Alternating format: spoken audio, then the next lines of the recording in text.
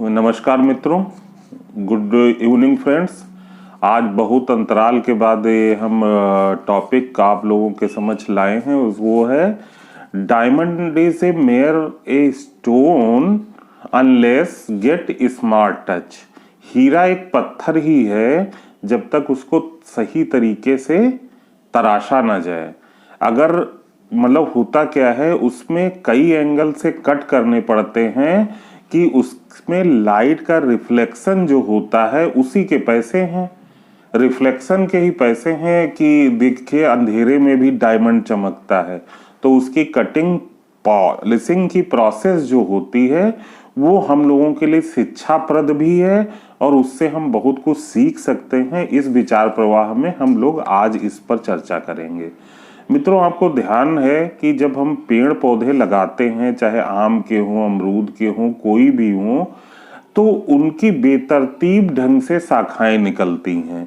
तो हमें उनकी काट छांट करनी पड़ती है ना, तभी उनको प्रॉपर ग्रो हो पाएंगे, उनका तना मजबूत हो पाएगा, उनकी सही दृष्टि से ग्रोथ हो पाएगी। तो हमेशा हमें काट छांट करते रहने पड़ती है।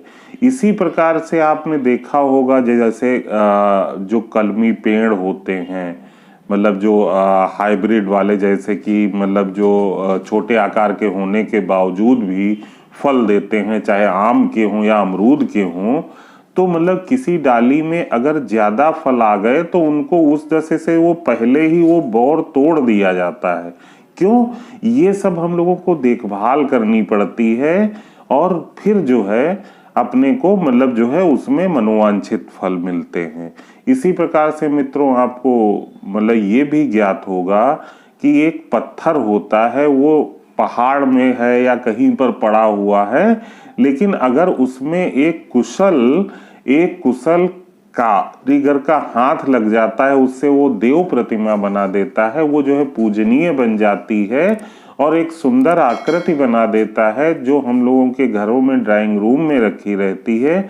यानी कि अनगढ़ पत्थर एक सुगढ़ बन जाता है जब, तो वो हमारे लिए पूजनीय बन जाता है। वरना उसके लिए केवल उसके भाग्य में गिट्टी बनना ही लिखा है, जो नींव में दबके रह जानी है, नींव में दबके रह जानी है। तो ये होता है कि प्रखरता मूल्य जो है तभी आता है जब अनगढ़ को हम सुगढ़ करते हैं। अनगढ़ को मतलब डायमंड देखिए केवल एक स्टोन था, लेकिन उसकी कटिंग और पॉलिशिंग से हमने उसमें मूल्य वर्धन किया कि वो अनमोल हो गया। कि आप लोगों ने सुना होगा गुजरात में एक साव भाई ढोलकिया जी हैं, जो अपने एम्प्लॉइज को हर साल जो बहुत अच्छे से करीने से डायमंड को तराश लेते हैं, उनको वो कार, फ्लैट्स, महंगे महंगे गिफ्ट देते हैं। क्यों? क्योंकि उन्होंने, उनके कारीगरों का ही प्रभाव है कि एक पत्थर को उन्होंने इतना मूल्यवान बना दिया काट छाट करके कि वो करोड़ों रुपए में बिक रहा है। तो वो उन पर, कर्मचारियों पर कोई एहसान नहीं करते हैं। वो जो है उनको उनकी मेहनत का प्रतिफल ही वापस देते हैं। तो मित्रों, इसी तरीके से आदमी होता है, इंसान जो होता है, अगर उसके अंदर सद्गुण ना भरे जाएं, यानी कि अच्छे गुण, अच्छी शिक्षा ना भरी जाए, तो उसको नर पिशाच बनने में, नर पिशाच जानते हैं ना, साक्षात राक्षस बनने में देर नहीं लगती है। कि जब हमारे अंदर जो है नैतिक चीजें ही नहीं होंगी, अच्छी शिक्षा ही नहीं होगी, तो राक्षस बनने की राह बड़े आसान हो जाएगी। मित्रों, आपको ध्यान होगा जो आजकल ये जो है सब कांड हो रहे हैं, वैमनस्यता हो रही, लूटपाट, छीना झपटी, या जो है व्यभिचार, अनाचार, बलात्कार, ये सब चीजें हो रही हैं, ये काहे की कमी है? वो भी लोग जो ये सब कृत्य करते हैं, वो बढ़िया गोरे चिट्टे और बढ़िया ब्रांडेड आइटम पहने हुए घूम रहे हैं। अब आपको तो लगता है यार सब भी घर के होंगे, लेकिन मित्रों, आप किसी के पहनावे से, किसी की चमड़ी के रंग से आप किसी की शिक्षा का पता नहीं लगा सकते। आप सिर्फ पहनावे, बाहरी आवरण से आप पता नहीं लगा सकते कि ये जो है इंसान है कि राक्षस हैं। ऐसे ही मित्रों, आप इंसान जो है बनने के लिए क्या होता है, सांसारिक शिक्षा तो जरूरी होती है कि जिससे हम लोगों का जीवन यापन हो, कि हम अपना जीविका का अर्जन कर सकें, अपने पर डिपेंड लोगों का पालन पोषण कर सकें और अपनी ग्रोथ कर सकें, वो तो जरूरी है। लेकिन यहाँ पर भी कंप्लीट नहीं है।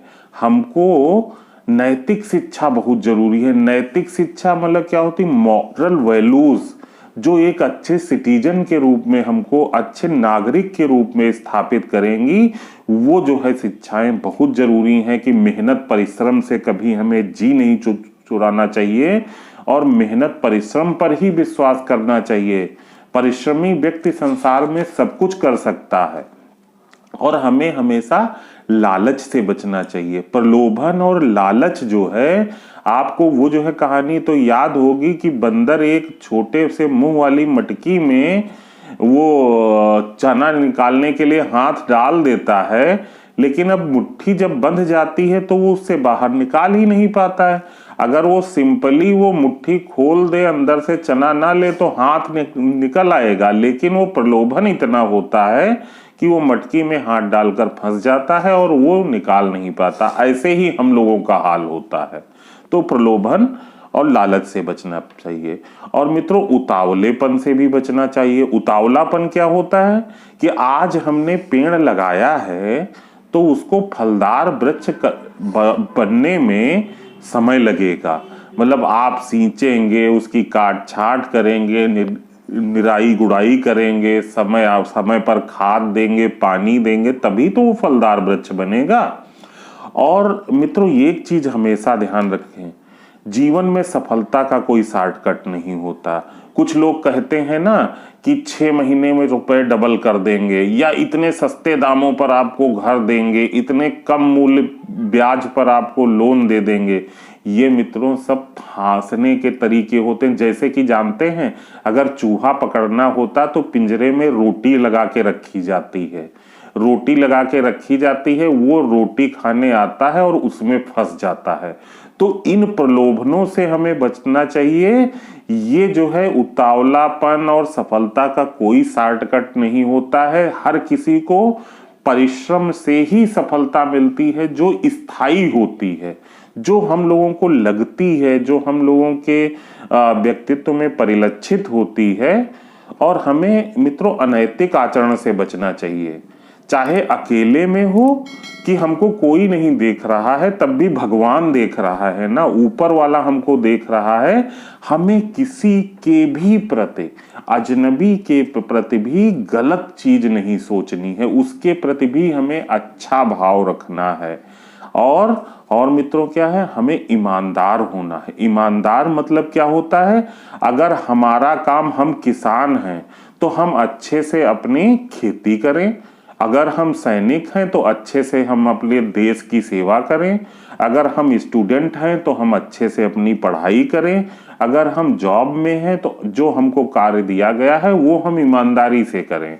तो ईमानदारी एक व्यक्ति में बहुत जरूरी होती है, जो अनगढ़ को सुगढ़ बनने में, यानी कि स्टोन को डायमंड बनने की प्रोसेस में बहुत जरूरी होती। और जिम्मेदारी, हमेशा मित्रों जिम्मेदारी लेने का एहसास, मतलब जिम्मेदारी लेने का प्रयास करना चाहिए। जो लोग जिम्मेदारियों से दूर भागते हैं ना, वो जो है कभी मजबूत नहीं बन पाते। हमारे ऊपर जो भी जिम्मेदारी आए, ऊपर वाले से हाथ जोड़कर ये कहें कि भगवान हमें जिम्मेदारियों के साथ सबलता हमें दो और हम जिम्मेदारियों का सम्यक ढंग से निर्वहन कर सकें। और मित्रों क्या होता है कि डायमंड बनने के लिए आपके अंदर बहादुरी भी होना जरूरी है। अन्याय का प्रतिकार बहुत जरूरी है। अगर सज्जन लोग, अगर अच्छे लोग गलत बात का प्रतिकार नहीं करेंगे, उसका प्रत्युत्तर नहीं देंगे, तो जो है मित्रों अनैतिकता फैल जाएगी। इसीलिए आपको पता है, जब श्री रामचरितमानस में जब श्री रामचंद्र जी समंदर से प्रार्थना करते हैं कि हमें लंका जाने का राह दे दो, और वो नहीं मानता है, तो उसमें वहां पर क्या चौपाई है, विनय न मानत जलधि जड़ गए 3 दिन बीत, बोले राम सकोप तब भय बिन होय न प्रीत।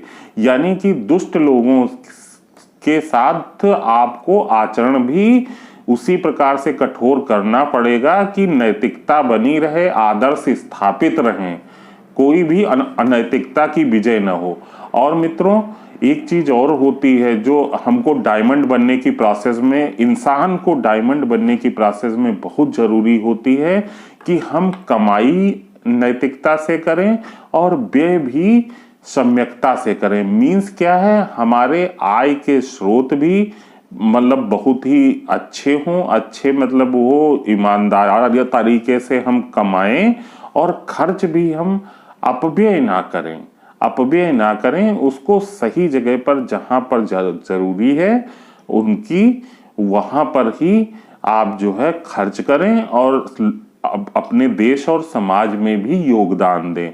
तो मित्रों, ये था हमारा जो है ना, डायमंड जो है एक स्टोन ही होता है, ऐसे ही इंसान भी एक जो है, आप देख लो कि एक आप दो जो है बच्चे पल रहे हैं, एक सुसंस्कारित वातावरण में पल रहा है और एक ऐसे ही पल रहा है। तो सुसंस्कारित वातावरण का बच्चा भले ही उनकी फैमिली आर्थिक रूप से विपन्न ही क्यों ना हो, वो आगे चलकर बहुत ही संपन्न बन सकता है और उसमें मानवीय गुण आभूषण के रूप में आ सकते हैं। वो अपना मूल्य कई गुना उसका हो सकता है, अनमोल हो सकता है, लाइक ए डायमंड। वरना क्या है कि पत्थर ही है, इंसान भी पत्थर ही है। जब वो सुगढ़ता को प्राप्त होगा तभी तो प्रीसियस होगा। तो मित्रों, हम इसी शुभकामना के साथ कि प्रत्येक बच्चे के जीवन में अनगढ़ता से सुगढ़ता का विकास हो और नैतिकता का विकास हो और वो अपने जीवन में खूब उन्नति करे, खूब सफलता प्राप्त करे। धन्यवाद मित्रों, नमस्कार।